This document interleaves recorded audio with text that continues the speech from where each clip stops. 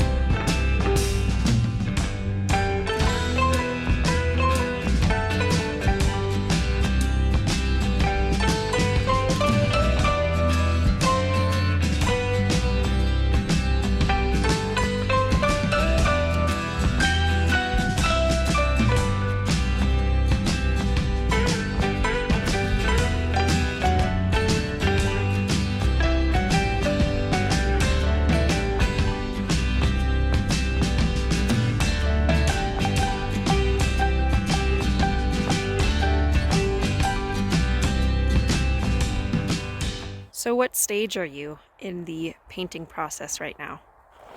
What stage am I? This is considered the block-in stage. So I'm working on the drawing and trying to get basic value structure.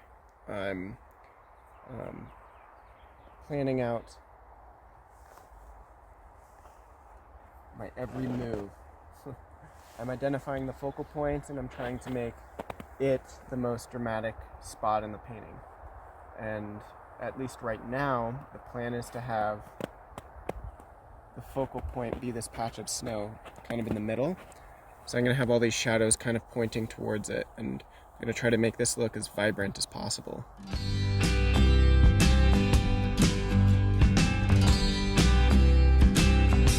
This is a Rosemary Co Tisch Dagger. So it's a brush that Andrew Tischler, collaborated with Rosemary Co. And made. It's a bristle brush, and I'm using bristle because in the early stages of a painting, you kind of want to get a lot of paint on the canvas. A lot of clay to mold is the common metaphor. Once you get it on the canvas, you continue to work on it. And so a bristle brush works better than a synthetic brush to scoop up more paint and apply it on the canvas. And I really like this shape, especially for foliage. I kind of roll it. It's got a unique feel to it I really enjoy for trees and just natural subjects. So yeah, it's a great brush.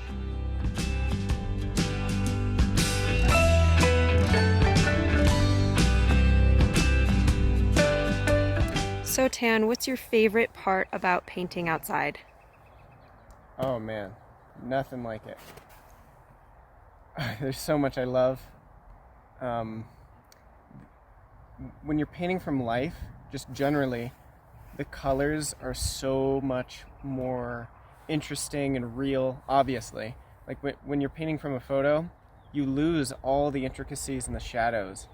And so one benefit from painting from life is seeing how many different colors there actually are out in the world. Like when you take a photo, it compresses it and it reduces what's actually happening out there. And the light's moving, so there's pressure to paint quickly, and I don't know, it's just really, really exciting and definitely a challenge, and I really enjoy the challenge.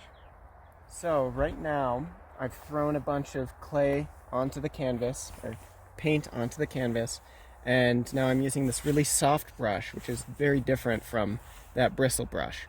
It's a round, and I'm just going in and moving the clay around.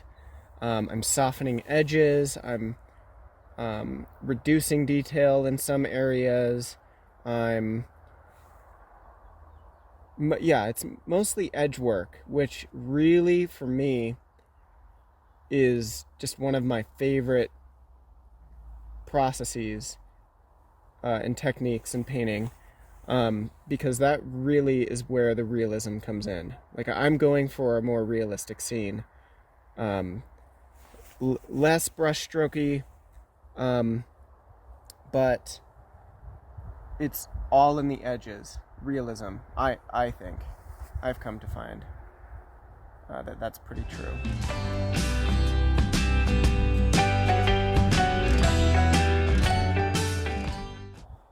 So I see that there are terps on your brush. What are you doing? So, this is doing a couple things. I'm trying to decrease the physical texture of my shadows. Generally, I like to keep shadows with less texture because it'll catch less light. So I want them to be flat and more transparent, ideally. And then the lights will be caked up with texture, and that way when sunlight or light hits the texture of the lights, they'll glow even more. I'm also using it to... Using what? Using the terps to... Well, it's not terps. Let me clarify. It's odorless mineral spirits. And I'm softening edges between heavily textured paint and less textured. And I feel that when you give more variety in the quality, the physical quality of the paint, it's just much more interesting to look at, rather than everything being chunky or everything being flat.